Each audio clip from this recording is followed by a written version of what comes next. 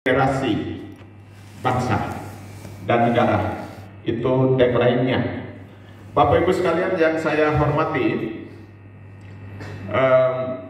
foto saya ini setelah saya ketemu dengan Ibu Puan Maharani di Gedung Nusantara 3. Saya punya gagasan yang saya sebut dengan gagasan Ratu Ile tentang CEFA, Character Education for All.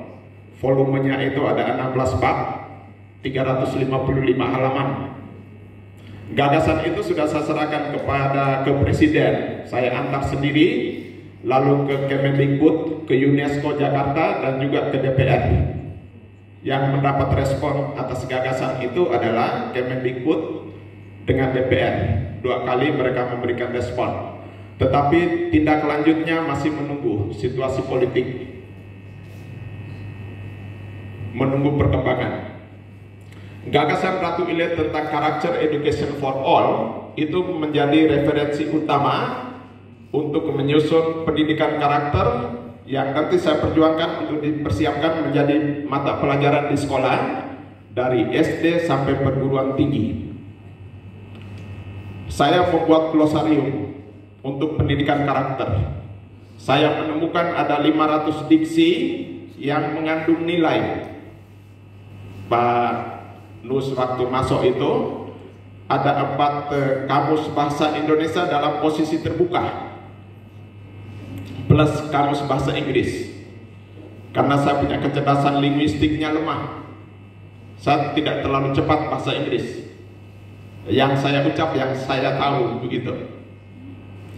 Ya,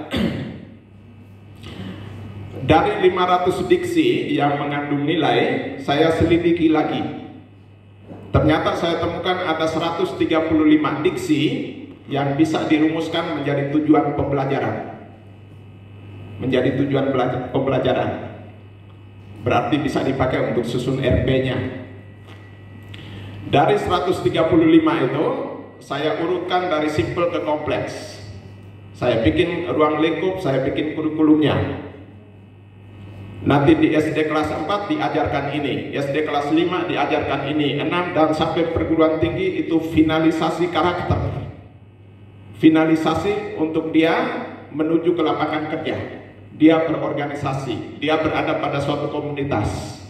Dan itu sudah didapat. Saya sudah selesaikan buku karakter, mata pelajaran karakter dari SD kelas 4, 5, 6. Tiap kali saya kerja, saya lapor daftar isinya ke sana. Lalu sekarang ke SMP, menuju ke SMP. Biarkan di sana gejolak politik jalan, tetapi saya tidak bisa berhenti bekerja. Karena ini gagasan yang harus diperjuangkan. Saya ambil contoh begini. Ada pokok materi tentang kejujuran. Kalau kita itu, saya sedikit rasa tidak enak kalau mendengar pendidikan anti korupsi. Itu saya paling tidak suka dengar.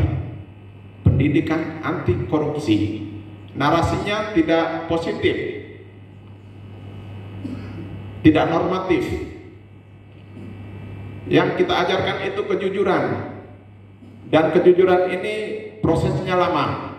Dia harus dari SMP dapat tentang kejujuran.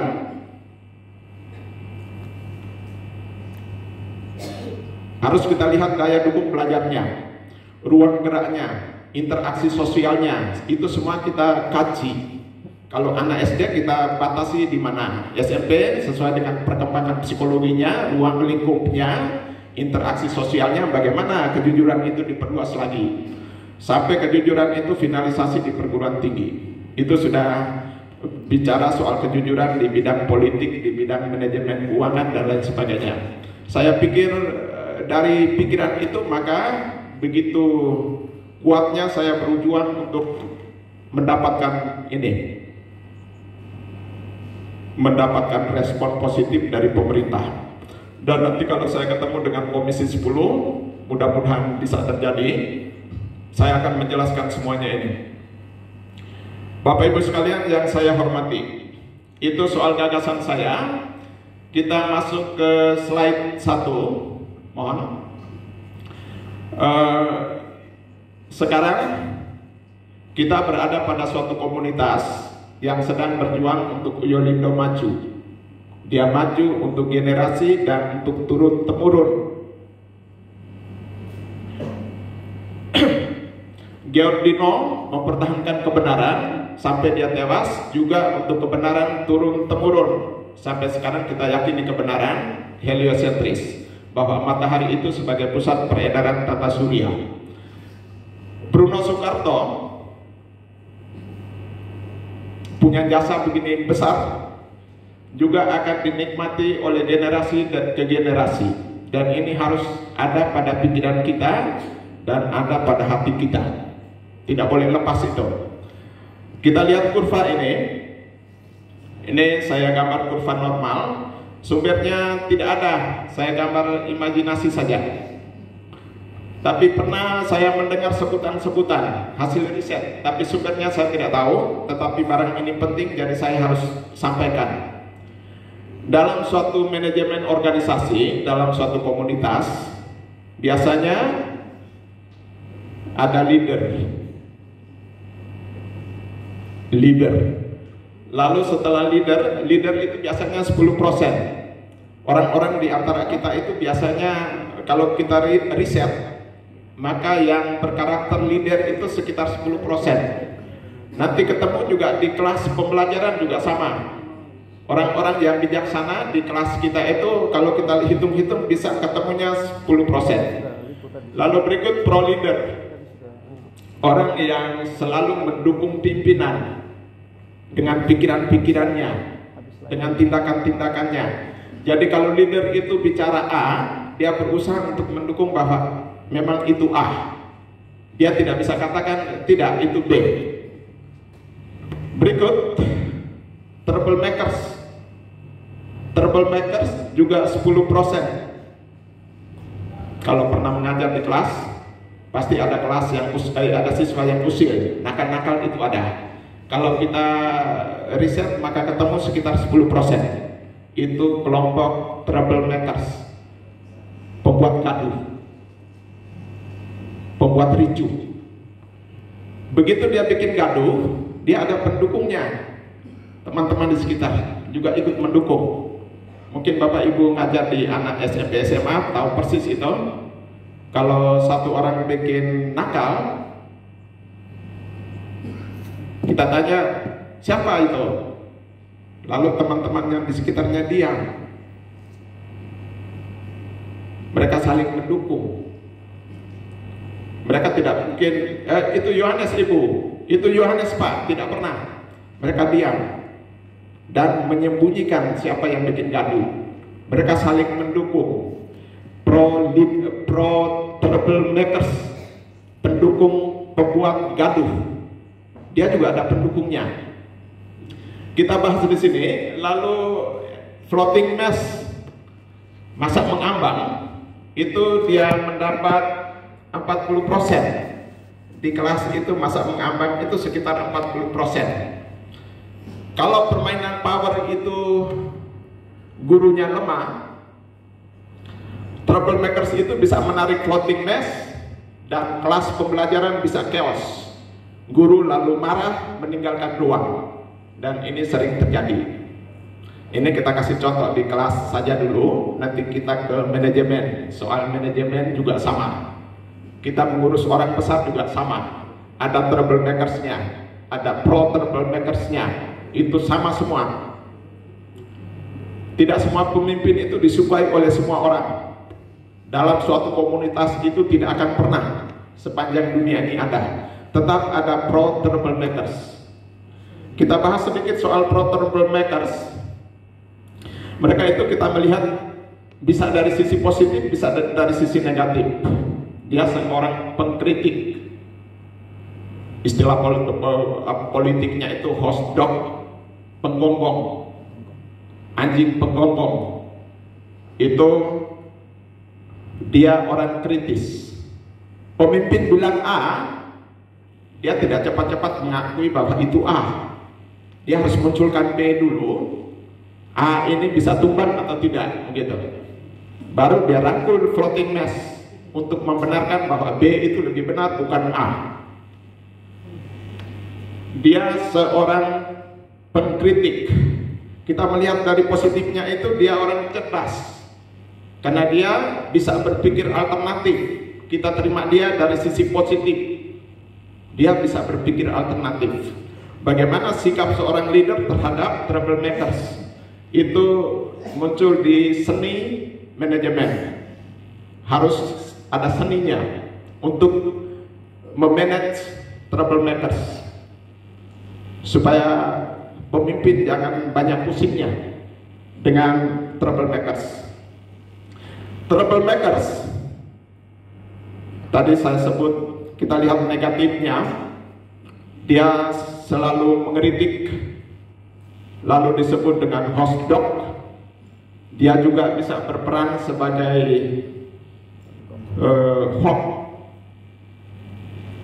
apa istilahnya, racun dalam organisasi. Istilah politiknya poison juga boleh. Poison itu racun juga. Lalu dirty mind juga bisa, pikiran kotor, dirty mind. Lalu berikut hati yang kotor, dirty heart.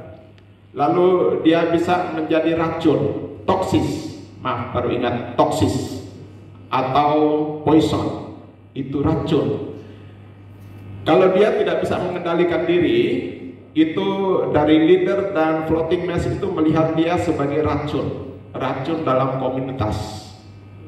Dan ini saya sudah kasih keyakinan bahwa di setiap komunitas selalu ada. Saya hanya mau kasih tahu, begitu terlibat dalam troublemakers, saya sarankan mohon ingat Bruno Soekarto. Tidak boleh Uyolindo belum menemukan titik puncak, dia lalu ke chaos. Itu pengaruh dari troublemakers. Pihak eksternal kita tidak bisa persalahkan kalau sebuah komunitas itu, sebuah lembaga itu chaos. Saya punya cerita PGRI SMA PGRI Larantuka. Dulu saya sekolah di Undana. PGRI itu yang membiayai saya, kasih beasiswa untuk kuliah fisika di Undana. Waktu mau selesai, pas ketua yayasan itu posisi ketua DPR di Larantuka, namanya Plibus Keban. Yang senior pasti bisa ingat nama itu, Plibus Keban. Begitu yudisium, waktu masih surat menyurat, dia tulis surat resmi dari sana. Karena dia mendengar ada tawaran Undana untuk saya jadi asisten, karena dulu S1-nya belum ada. Saya jadi asisten supaya nanti dibiayai untuk pulang mengajar di Undana. Begitu dia dengar, dia bikin surat resmi. Lalu saya takut harus pulang. Dia bilang, Petrus, dia bilang, segera pulang karena roster di sini sudah atas nama Bapak. Segera pulang, gitu. Kita masih anak-anak kecil, jadi takutlah, gitu. Tidak bisa berargumen, lalu pulang. Nasib saya lalu jadi guru fisika di SMA, tapi terus saya geluti potensi saya lalu jadi penulis. Bapak Ibu sekalian yang saya hormati, saya harap supaya grafik ini tetap dalam ingatan dalam komunitas Uyolindo. Kita perlu melihat dan memanage kelompok troublemakers yang hanya 10% itu harus dimanage dengan baik supaya Uyolindo tetap bertahan. PGRI Larantuka yang tadi saya mau cerita sekarang dalam keadaan chaos. Dulu saya mengajar 90-an itu siswanya sampai 1.300-an. Sekarang siswa 100 tidak sampai, operasional sudah tidak bisa jalan lagi. Saya diundang kepala sekolah untuk kasih jadi influencer di situ. Datang kasih seminar. Kelompok troublemakers itu di luar, tidak mau masuk ruang. Lalu saya dengar bahasa, buat apa dengar? Gitu, dalam bahasa nadinya. Buat apa dengar? Dia troublemaker di sekolah itu yang membuat sekolah jadi chaos. Pernah dia konsultasi, dia punya tulisan di SMA, saya langsung bentak dia, Pak, saya pikir Pak hebat segala, ternyata engkau masih bisa datang konsultasi soal tulisan di sini. Dia malu tunduk, dia malu. Mungkin kita semua tidak suka dengan troublemakers, tapi ingat, troublemakers itu sudah menjadi karakter, jadi kita hargai. Bagaimana kita memanage troublemakers supaya lembaga itu tetap hidup, dinamis. Nanti kita omong soal kolaborasi dan lain sebagainya. Bapak Ibu sekalian, mudah-mudahan kurva normal ini tetap teringat dalam pikiran kita, sekaligus dipadukan dengan Bruno Soekarto. Sehingga kita harapkan, memang dia perlu ada, troublemakers perlu ada, pengkritik itu perlu ada, karena dia selalu memunculkan pemikiran alternatif. Tetapi ingat, jangan sampai jadi toksis, jangan sampai jadi racun, jangan sampai memiliki menstrea, niat jahat, jangan sampai memiliki hati yang kotor, dirty mind, pikiran yang kotor, dirty heart, hati yang busuk. Jangan sampai memiliki itu. Silakan. Saya akhiri dengan cerita untuk slide 1. Seorang guru junior, dia datang masuk ke ruang saya dalam keadaan gusar, seperti dia mau menyampaikan sesuatu. Saya tanya, bagaimana kabarnya? Ada kabar tidak baik. Lalu saya, sebelum dia cerita, dia mau ngomong soal pemimpin dan lain sebagainya. Sebelum dia cerita, saya tanya dia, apakah kabar itu kabar baik atau kabar buruk? Dia bilang, tidak juga. Tidak, saya tanya, apakah kabar itu kabar baik? Tidak, Pak. Apakah kabar itu perlu saya dengar? Tidak juga. Lalu apakah kabar itu penting untuk saya? Tidak juga. Lalu saya kasih tutup dia, kalau begitu pulang dan bawalah kabar itu dan musnahkan kabar itu. Jangan sampai cerita itu menjadi sampah dalam jiwamu. Mohon direnungkan, sampah dalam jiwa, dirty heart. Terima kasih. Slide 1 sudah selesai, kita menuju ke slide 2. Slide 1 ini kita melihat guru sebagai seorang anggota komunitas. Sekarang slide berikutnya itu kita melihat guru atau dosen sebagai tenaga profesional, orang fungsional. Saya ke skema pembelajaran, ini skema ini di tahun 80-an. Saya ingin mendaur ulang pikiran kita soal skema ini, input, proses, output. Ini diadopsi dari dunia swasta, dunia industri. Ada input, ada raw input, bahan mentah, lalu masuk ke mesin, lalu diproses, lalu outputnya, berapa produksi yang dihasilkan, lalu lari ke pasar.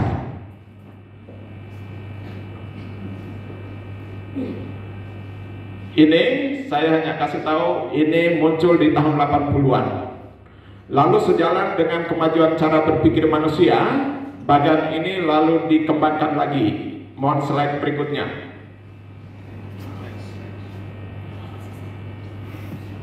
Ini bagan ini dengan pendekatan teori behavioral dari belajar perilaku. Input itu kita punya siswa. Dalam dunia bisnis kita juga bisa sebut input itu adalah langganan, customer, pelanggan kita. Input siswa itu kita punya pelanggan. Kemudian input ini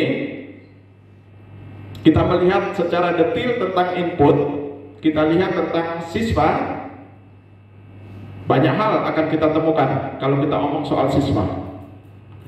Mereka duduk di ruang yang sama, mereka belajar ilmu yang sama, tetapi mereka punya cita-cita berbeda. Itu satu hal yang kita pikirkan. Mereka punya cita-cita masa depan berbeda. Yang kedua, soal latar belakang keluarga ini mengerikan. Kalau kita omong soal input di zaman sekarang, Indonesia lagi punya keadaan seperti ini. Mereka berasal dari latar belakang ekonomi rumah tangga yang berbeda, juga berasal dari latar belakang pendidikan orang tua yang berbeda, juga berasal dari lingkungan yang berbeda. Mungkin sekolah kita itu ada di tepi pantai, ada di bantaran sungai, atau ada di jalan ekonomi, atau ada di lingkungan elit dan lain sebagainya. Itu membuat input itu memiliki karakter yang berbeda. Jadi kita harus memahami secara individual soal input.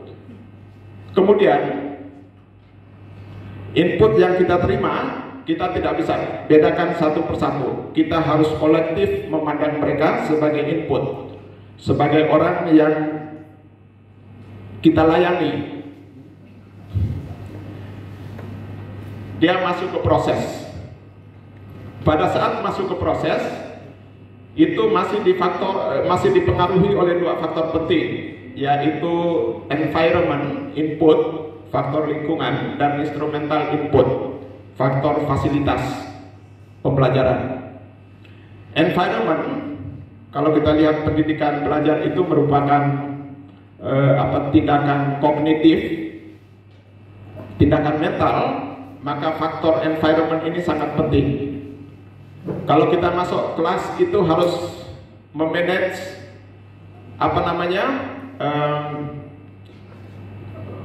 pembelajaran awal, kita harus betul-betul profesional. Set induction sering orang lupakan. Begitu kita masuk berhadapan dengan berbagai karakter siswa, sering kita sangat ego untuk memikirkan kita tanpa mempedulikan mereka yang ada di hadapan kita. Self induction itu penting. Ini yang sedang saya perjuangkan soal doa sebelum pembelajaran dan lain sebagainya. Kemudian karena ini peristiwa mental, maka saya bawa Bapak Ibu kita ke hukum-hukum belajar. Law of learning. Hukum belajar. Yang pertama itu law of readiness. Ini masih hukum belajar primer. Law of readiness, hukum kesiapan. Law of readiness. Mereka dikasih jadwal kuliah atau jadwal mata pelajaran. Mereka diberi tugas. Pada waktu besoknya itu harus ketemu dengan ibu dosen atau bapak guru. Mereka sudah harus memiliki rasa kerinduan untuk berjumpa. Kalau mereka tidak memiliki itu, kita sudah gagal. Mereka, besok saya les matematika, fisika. Besok saya harus ketemu dengan Pak Ratu Ile. Apa yang saya mau dapat ini? Gitu. Itu sehingga saya lihat Pak Nas dalam tulisannya autobiografi, waktu saya ngajar, temannya Bruno, nama Vincent, dia penyanyi lokal di sana.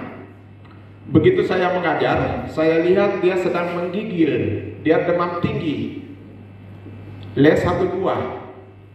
Lalu kenapa saya sedang demam? Kenapa tidak sekolah saja dulu? Tidak, saya ikut fisika habis baru saya pulang tidur. Itu bahasanya. Jadi itu bagaimana keberhasilan pendekatan personal. Jadi kita harus memberikan perhatian itu secara individu. Kolektif juga boleh, tapi individual itu lebih penting. Dan dia seumur hidupnya tetap ingat peristiwa itu, bahwa saya pernah menyuruh dia pulang saat dia menggigil. tapi dia tidak mau ikut fisika dulu karena merasa pentingnya. Kalau dia tidak ketemu saya itu dia rasa tidak bisa, jadi datang harus ikut les. Ini contoh menciptakan rasa kerinduan pada siswa. Mereka harus memiliki rasa itu, sehingga pada saat set induction, pembukaan pelajaran itu, kita sudah menerima mereka secara psikologis. Dan mereka senang karena mereka sudah ada rasa kerinduan. Bapak Ibu sekalian yang saya hormati, kita langsung ke closing procedure. Kita sering meninggalkan ruang pembelajaran itu tanpa aturan. Kita salah besar di situ. Begitu bel atau begitu selesai jam, kita sampai di sini dulu ya, begitu lalu keluar. Itu closing prosedur yang harus diperbaiki. Kalau misalnya tadi ada kata-kata kasar, segera dimaafkan, baru tinggalkan ruangan. Selesaikan saat itu. Kalau misalnya ada siswa yang nakal sekali, bisa kita minta ketua kelas berdiri mewakili temannya, minta maaf kepada guru bahwa kami telah membuat keributan di kelas, kami minta maaf. Guru juga menyampaikan permohonan maaf. Dan itu contoh-contoh karakter yang harus kita lakukan. Tidak perlu dinarasikan, kita lakukan. Jadi saya ingatkan untuk bagian ini, closing prosedural itu harus penting. Biasa dengan doa penutup. Lalu doanya itu bagaimana juga diatur supaya ada kekuatan doanya. Seperti semoga apa yang kami dapat hari ini dapat berguna bagi masa depan kami. Itu doanya. Seperti itu. Bapak Ibu sekalian yang saya hormati, kita ke instrumental input. Faktor di dalamnya itu ada guru. Guru dianggap sebagai instrumen. Dia sebagai fasilitas. Orang zaman sekarang orang sebut dengan fasilitator. Dia bukan satu-satunya sumber dan lain sebagainya. Lalu bagaimana sikap kita sebagai seorang instrumental, sebagai seorang fasilitator? Tentu berkaitan dengan metodologi pembelajaran, berkaitan dengan instrumen-instrumen yang kita pakai, fasilitas-fasilitas yang tersedia, kita harus maksimal menggunakan. Itu soal instrumen. Harus maksimal. Lalu kita harus menguasai metodologi. Bila perlu metodologi itu diriset. Kalau siswa tidak suka dengan metode ini, cari metode lain. Buku sumber kecerdasan manusia itu saya lengkapi dengan 25 metode pembelajaran. Bisa baca di Google. Jadi ada 25 metode pembelajaran yang saya kembangkan. Nanti di pendidikan karakter dia punya metode lain lagi. Karena dia urus nilai, maka metodenya harus berbeda dengan mengurus sains. Saya sudah kembangkan metode khusus untuk pendidikan karakter. Bapak Ibu sekalian yang saya hormati, lalu kita ke proses. Bagaimana semua aspek itu mendukung. Environment mendukung, input mendukung, instrumental input mendukung. Berarti kita jamin proses pembelajaran itu sangat berkualitas. Sangat berkualitas. Tidak bisa tidak. Cerita lagi, saya punya murid sekarang sudah dokter, namanya Dr. Hendy, sedang ambil spesialis. Di kelas dia terpintar, lalu dia juara umum di sekolah kami, SMA Negeri 1 Laratuka, dia juara umum. Lalu dia cek saingannya, kompetitornya, namanya Nur. Nur itu juga sekarang dokter. Dia cek Nur punya rapor. Ternyata mereka dua selisih sangat besar. Deviasinya sangat tinggi. Dia minta ke mamanya untuk pindah sekolah. Mama, saya pindah sekolah. Alasan apa pindah? Saya tidak ada saingan di SMA negeri. Saingan saya nilainya terlalu jauh dari saya. Saya cari orang yang bisa bersaing dengan saya. Itu katanya Dr. Hendy. Waktu dia pulang dokter, saya undang dia masuk ke kelas, cerita tentang belajarnya di sana. Saya duduk di belakang dan dengar. Saya minta dia kasih motivasi belajar. Baru saya dengar cerita tentang beliau.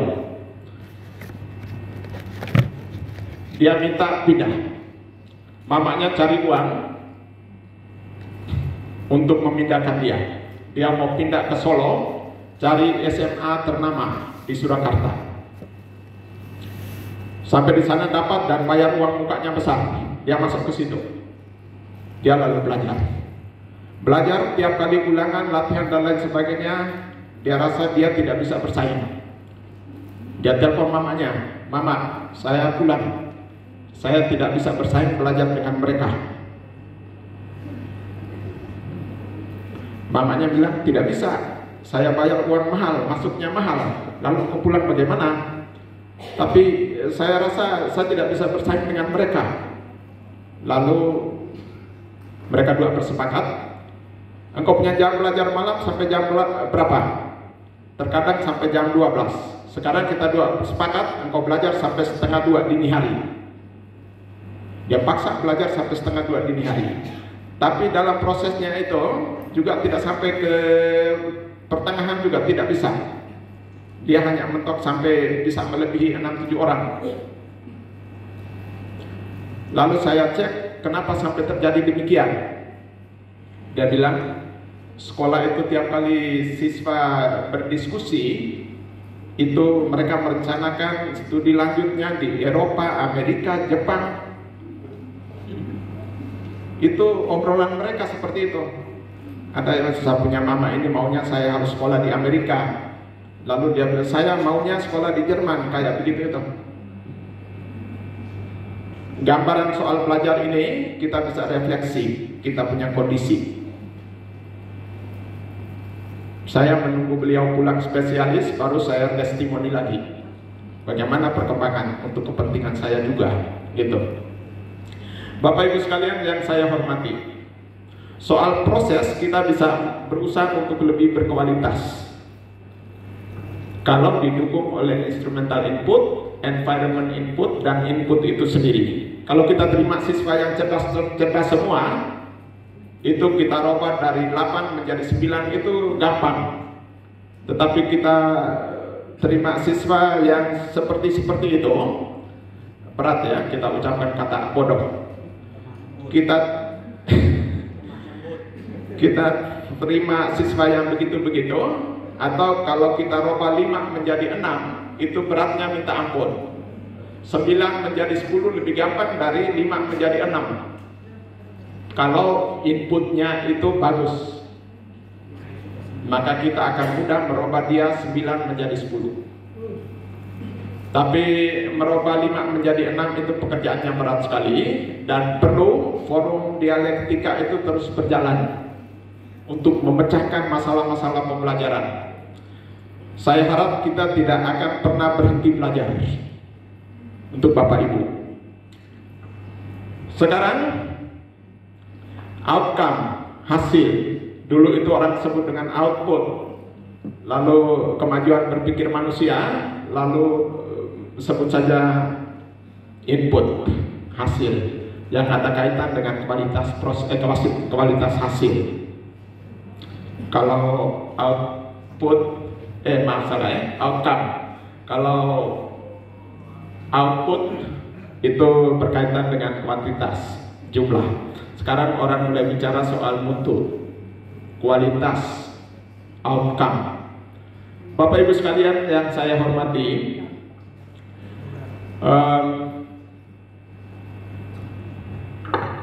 saya punya cerita di sesi ini, di slide ini. Mohon izin saya lihat, tapi kacamatanya ini.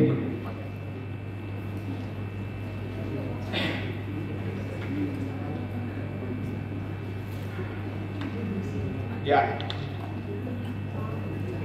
saya mau cerita soal pangeran dan pengawal.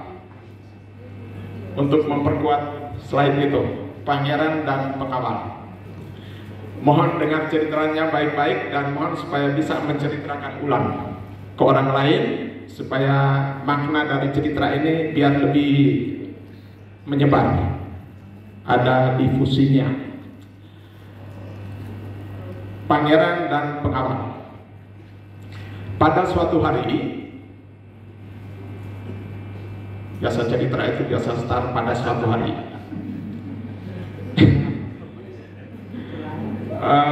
Pangeran mengajak pengawalnya untuk berburu, Mungkin Bapak itu pernah ada yang itu, tapi dengar supaya kita cari maknanya. Mereka dua masuk ke rimba yang sangat jauh dari istana. Sang pangeran mengambil posisi agak jauh, pelayannya agak di belakang. Begitu sampai di tengah rimba, pengawalnya melihat pangeran diterkam oleh seekor serigala yang buas. Dia diterkam. Sang pengawal berusaha untuk memukul mundur serigala itu. Dia cepat-cepat memukul mundur. Lalu serigala juga takut dan pergi meninggalkan mereka. Pangeran mengajak pengawal, mari kita kembali ke istana.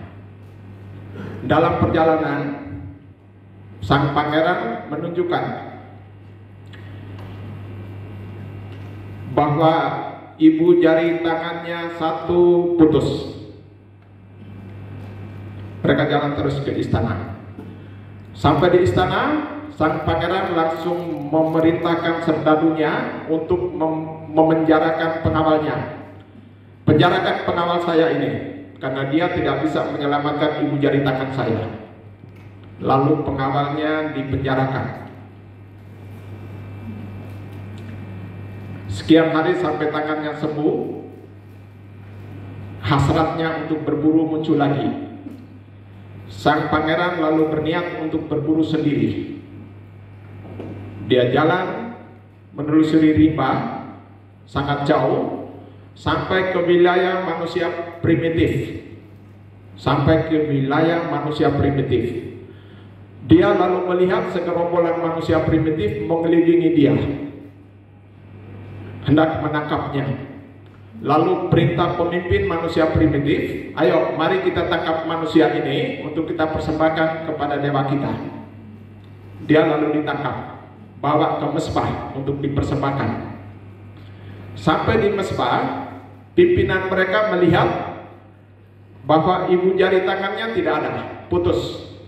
Dia perintahkan, kita lepas manusia ini karena anggota tubuhnya tidak lengkap. Dia tidak layak untuk dipersembahkan kepada dewa kita.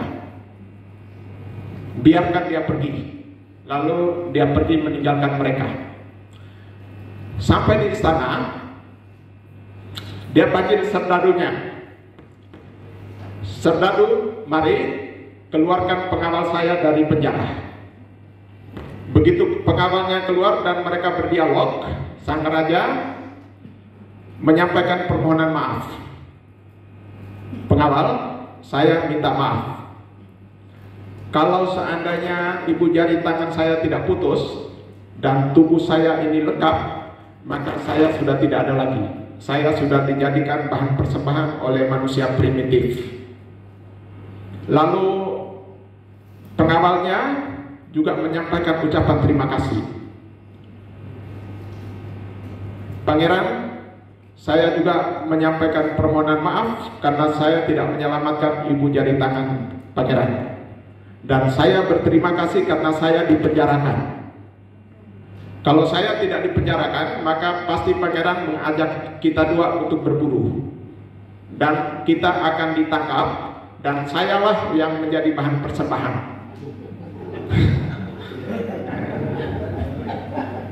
Ingat, cerita ini butuh permenungan. Ajakan akhir cerita ini, kita memiliki pikiran kaki tangan lengkap.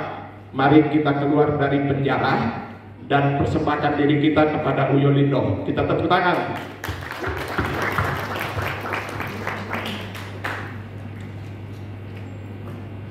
Slide yang terakhir, Pak Moderator. Slide terakhir. Ini bagan saya, sehingga saya tulis nama itu Peratu Iletokan. Bagan saya itu saya ambil dari belajar itu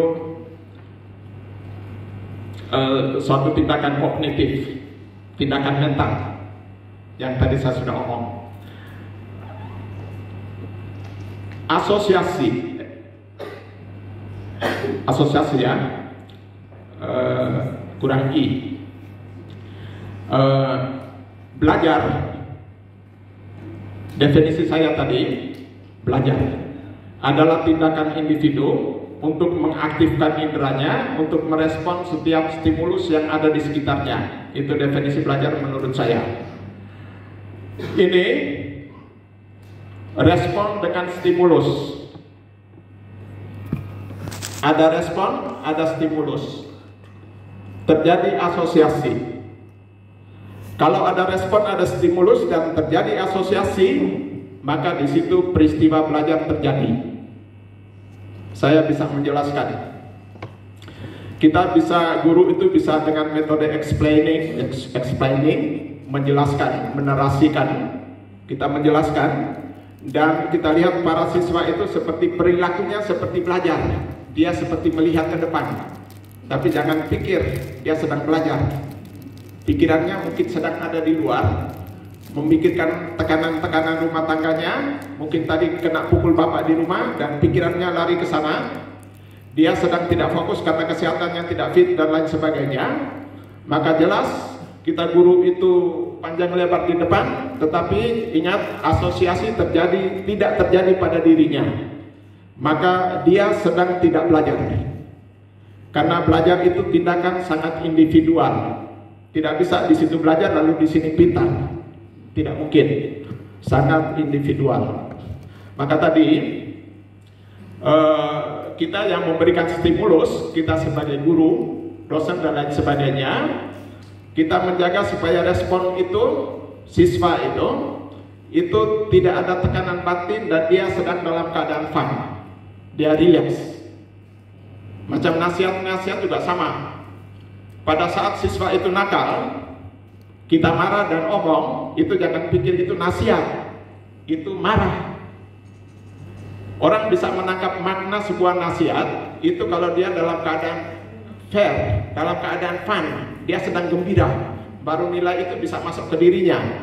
Jadi kalau kita mau menasihati itu, ya cari taman lah, panggil dia secara individual, omonglah, itu baru nasihat bisa masuk. Tapi pada saat dia nakal kita marah, jangan pikir itu Anda sedang menasihati orang, tapi itu Anda sedang marah. Mungkin dari saya sampai di sini, cerita terakhir untuk slide terakhir. Mohon maaf saya sudah siapkan, jadi saya harus cerita. Nanti saya pulang seperti ada hal yang kurang. Ini saya pilih cerita lucu saja karena terlalu tegang dari tadi. Saya ada siap 3, lalu saya rencanakan untuk tergantung situasinya. Saya pilih dari 3 ini tergantung situasinya. Dari terlalu tegang, saya cerita buat mengakhiri pembicaraan saya. Ada seorang guru olahraga di SMA, di SD, guru olahraga di SD. Dia bikin pertanyaan kepada siswanya, apa kepanjangan dari P3K? Yang belajar olahraga pasti tahu. Pertolongan pertama pada kecelakaan, P3K. Dia bukan tanya siapa yang bisa jawab, tapi dia langsung tuduh ke orang yang dia tidak suka. Cari hal namanya guru itu. Kamu jawab. Tidak bisa jawab. Dan kita guru, kalau siswa pada saat kita tanya dia tidak tahu, jangan paksakan supaya dia tahu. Tidak mungkinlah 2 kali 3 sama dengan 6. Pada saat itu dia tidak tahu, jangan paksakan supaya dia jawab 6. Memang dia tidak tahu. Lalu jangan marah-marah, nanti juga dia tahu gitu. Atau kasih tahu supaya dia tahu. Selesailah urusan. Jangan lalu pukul dia. Itu kesalahan-kesalahan yang sering terjadi di SD. Yang kita pernah sekolah di SD pasti ingat itu. Iya. Dia tidak tahu, tidak bisa menjawab. Pukul sampai menangis. Karena les terakhir dia menangis sampai pulang ke rumah, menangis terus. Anak kecil ya, anak SD. Sampai ke rumah, bapaknya sedang belah kayu, menyambut anaknya sedang nangis. Kenapa anak? Ini Pak Guru ini sambil menangis ya, Pak Guru ini pukul saya. Saya dipukul tidak apa-apa, tapi dia bilang begini, kamu bodoh, bapak mama bodoh.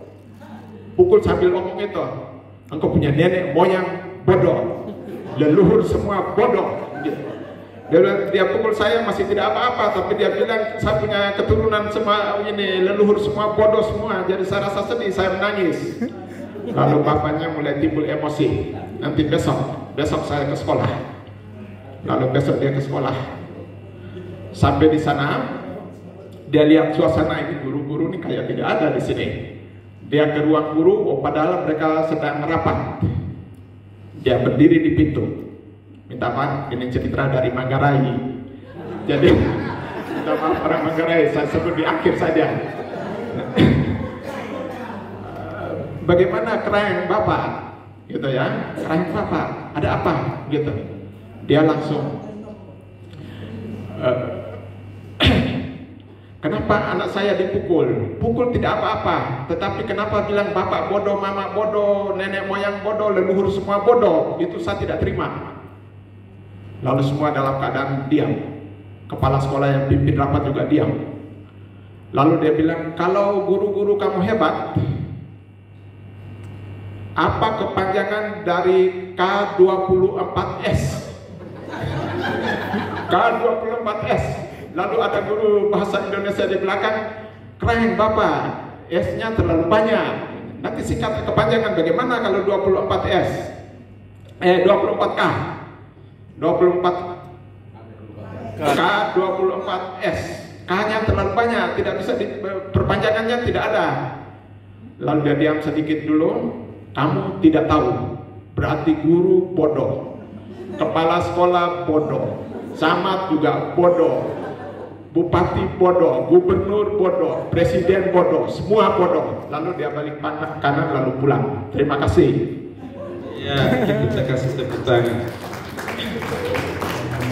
Baik, terima kasih Pak Petrus sudah menginfluence kami pada pagi hari ini.